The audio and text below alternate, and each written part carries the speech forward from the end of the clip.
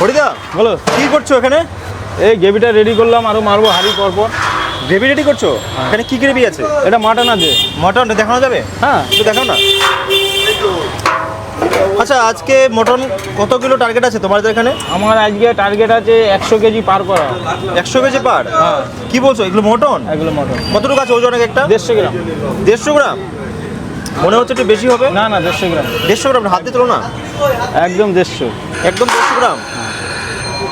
বাহ, পুরো রেয়াজি নাকি? একদম রেয়াজি। আচ্ছা হরিদা, রেয়াজি মাংস বলতে কি মাংস বোঝায়? রেয়াজি বলতে হাফ চর্বি হাফ মাংস, তাকে রেয়াজি বলতে। হাফ চর্বি হাফ মাংস, মানে ওটা টেস্ট বেশি নাকি? 50-50, হ্যাঁ টেস্ট বেশি। আর এখানে প্রায় কত কিলো আছে এখন?